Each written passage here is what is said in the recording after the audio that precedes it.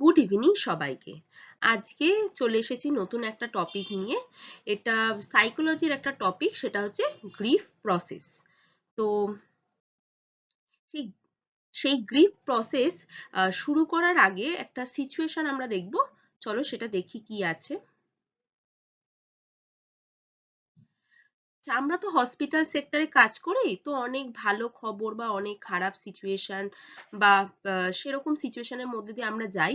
তো যখন আমরা কোনো ডক্টর হয়তো পেশেন্ট রিলেটিভকে জানাচ্ছেন যে তার পেশেন্ট আর নেই বা তার ডেথ হয়েছে, তো সেক্ষেত্রে আমরা সেই পেশেন্ট রিলেটিভের মধ্যে কি কি চেঞ্জেস দেখতে পাই। ফার্স্ট আমরা দেখি যে পেশেন্ট রিলেটিভ কোনোভাবেই সেই ঘটনাটা মেনে নিতে পারছেন না। উনি প্রথমেই সেটাকে অপোজ করছেন, প্রথমেই বলছেন না এরকমটা হতে পারে না, আপনি ভালো করে চেক করুন ডক্টর, কোথাও হয়তো ভুল হচ্ছে, আমার পেশেন্টের এরকম কিছুই হয়নি, তিনি এক্ষুনি মারা যেতে পারেন না। তো তারপরে সেই ফেজটা যখন কেটে যাচ্ছে সে প্রচন্ড রেগে যাচ্ছে, সেখানে হয়তো দেখা যেতে পারে সে রাগারাগি করছে তার আদার্স পেশেন্ট পার্টির সাথে, বা কিছু ভাঙচুর করতে যাচ্ছে, এরকম একটা ফেজ আসে। তারপর কি হয়, ধীরে ধীরে সে সেই প্রসেসটা অ্যাকসেপ্ট করে এবং সেই জিনিসটাকে সাথে মানিয়ে যায়। তো এই যে একটা ইমোশনাল জার্নি, সেটাই হচ্ছে আমাদের গ্রিফ প্রসেস। তো গ্রিফ প্রসেস নর্মালি কি, এটা একটা normal emotional response to loss. অর্থাৎ যখন আমরা কোনো কাছের কোনো মানুষকে হারাচ্ছি বা কোনো রকম দুঃখজনক একটা সিচুয়েশন তৈরি হচ্ছে, সেক্ষেত্রে একটা নর্মাল ইমোশনাল যে রেসপন্স ক্রিয়েট হয়, সেটাই হচ্ছে গ্রিফ প্রসেস। এই গ্রিফ প্রসেস ফার্স্ট কে দেখে এলিজাবেথ কুবলার রস, যিনি এই গ্রিফ প্রসেসটা 5টা স্টেজের মধ্যে ডিফাইন করছেন। 5টা স্টেজ উনি দেখেছেন এবং সেটাকে তিনি ডিফাইন করেছেন বা এক্সপ্লেন করেছেন। সেটা কি, সেটা যদি একটা নিমোনিক্স দিয়ে আমরা মনে রাখি, সেটা হচ্ছে ডাবডা। এবার ডাবডা কি, পরপর আমরা একটা একটা করে দেখব। আচ্ছা, এটা হচ্ছে একটা ডাবডার একটা গ্রাফিক্যাল জাস্ট রিপ্রেজেন্টেশন, যেখানে ফার্স্ট থাকছে D for denial, A for anger, B for bargaining, then depression, then acceptance. অর্থাৎ প্রথমে আমরা যেটা না না না না করে সেটা মানতে চাইছিলাম না, শেষ স্টেজ হচ্ছে যেটা আমরা মেনে নিচ্ছি, যেটার সাথে আমরা খাপ খাইয়ে নিচ্ছি সেই সিচুয়েশনটার সাথে। ফার্স্ট তাহলে কি, ডি ফর ডিনায়াল, তার কি stage of shock and disbelieve. অর্থাৎ প্রথমেই যখন আমরা পেশেন্ট রিলেটিভ শুনছে যে তার পেশেন্ট আর নেই, সেখানে ফার্স্ট সে কি হচ্ছে, খুব শক হচ্ছে, মানে সেটা শুনে খুব মানে সে আঘাত পাচ্ছে, সে বিশ্বাস করতে পারছে না, তার মধ্যে একটা শক কাজ করছে। Denial and shock is a protective mechanism that help in individual survival. এইটা হচ্ছে একটা প্রোটেক্টিভ মেকানিজম। যখনই আমরা কোনো খারাপ খবর শুনি, প্রথমে আমাদের অ্যাজ আ ডিফেন্স মেকানিজম আমরা সেটা শুনতে চাই না বা মানতে চাই না। মানে এটা আমাদের নিজেদের সাথে একটা কোপিং মেকানিজম, যেটা আমরা সবসময় করে থাকি। কোনো একটা খারাপ খবর শুনলে আমরা প্রথমে সেটা বিশ্বাস, না না এরকম কিছু হতেই পারে না বলে একটা না মানে বিশ্বাস করার জায়গায় চলে যাই, যেখানে আমরা বিশ্বাস করতে চাই না। মানে এটা একটা কোপিং মেকানিজম। তাহলে ফার্স্ট প্রসেস হচ্ছে ডিনায়াল। নেক্সট, যখন এই ডিনায়াল ফেজটা চলে যায়, তখন আমাদের মধ্যে আসে অ্যাঙ্গার। আমরা খুব রেগে যাই, যেটা হচ্ছে স্টেজ অফ ফ্রাস্ট্রেশন। কেন এমনটা হবে? It is a natural response and perhaps once which may be directed at self or displaced on loved ones, caregiver and even God. মানে এই রাগটা কাদের ওপর হতে পারে? এক ফার্স্ট নিজের ওপর আমরা রাগ দেখাতে পারি, যে আমার জন্য এরকম হলো, আমি যত দোষী এরকমটা মনে করতে পারি, অথবা যে চলে গেছে তার উপর, যে সে কেন চলে গেল আমাকে ছেড়ে, তারই সব দোষ ছিল, সে কেন চলে গেল এরকম। বা যে কেয়ার গিভার, তাকে যে কেয়ার করছিল সে হয়তো ঠিক মতো কেয়ার করেনি বলেই চলে গেছে, এরকম একটা বলে থাকি। অথবা সর্বোপরি আমরা ঈশ্বরের কাছে সেটা বলি যে ঈশ্বরের সব দোষ, তিনি আমার থেকে আমার প্রিয়জনকে কেড়ে নিয়েছেন। তো এইভাবে কি করে আমরা আমাদের রাগটাকে প্রকাশ করি। তাহলে ফার্স্ট আসছে ডিনায়াল, যেখানে আমরা সবসময় সেটাকে মানতে চাইছি না। তারপরের স্টেজ আসছে অ্যাঙ্গার, যেখানে আমরা নিজেদের ওপর হোক বা যে চলে গেছে তার ওপর, অথবা তাকে যে কেয়ার করছিল তার ওপর, সর্বোপরি আমরা ঈশ্বরের ওপর রাগ দেখাই। তো এটা এই ফেজটা হচ্ছে অ্যাঙ্গার।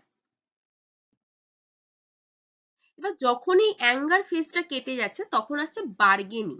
অর্থাৎ যেখানে কি হচ্ছে, stage of struggling to find meaning and telling one story. অর্থাৎ এই স্টেজটাতে কি হচ্ছে, আমরা বার্গেনিং করছি নিজেদের সাথে। কোনোভাবে নিজেদেরকে একটা বোঝাবার চেষ্টা করছি বা একটা মিনিংফুল একটা স্টোরি সেটা নিয়ে তৈরি করার চেষ্টা করছি। During this stage, which is generally not visible or evident to others, a bargain is made with God in attempt to reverse or postpone the loss.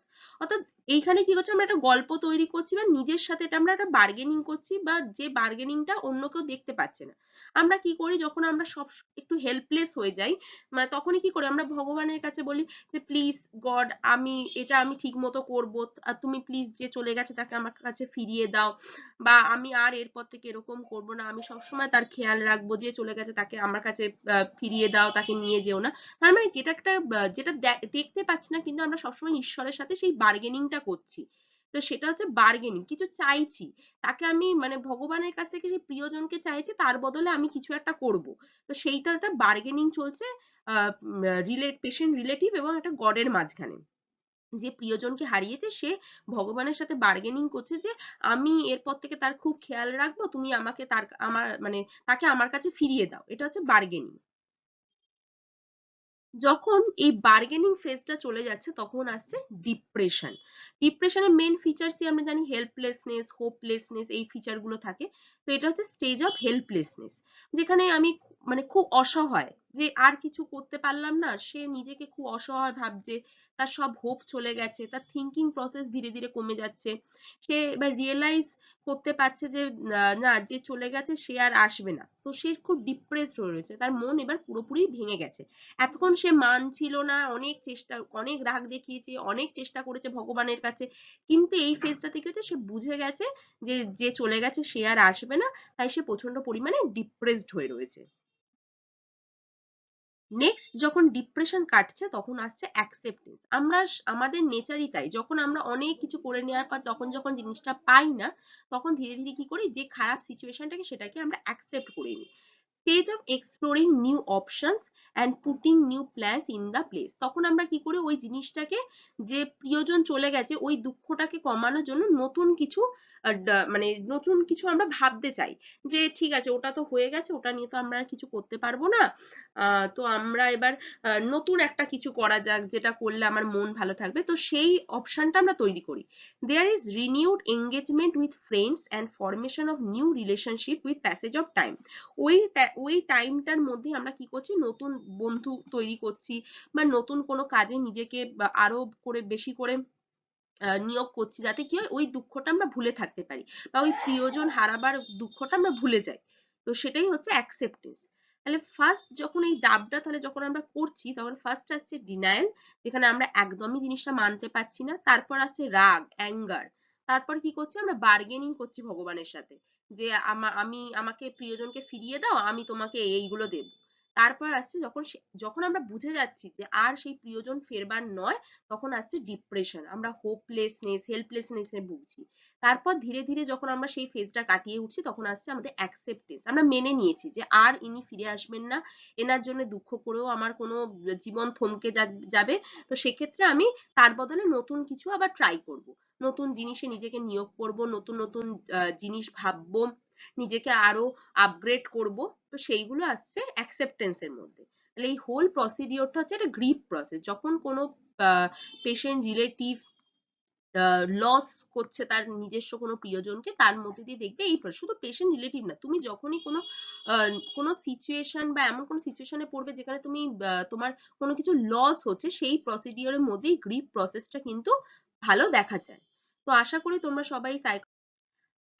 তোমরা সবাই সাইকোলজি গ্রিপ প্রসেসটা বুঝতে পেরেছো। কারোর কোথাও অসুবিধা হলে কমেন্টের মাধ্যমে জানিও। থ্যাংক ইউ সবাইকে।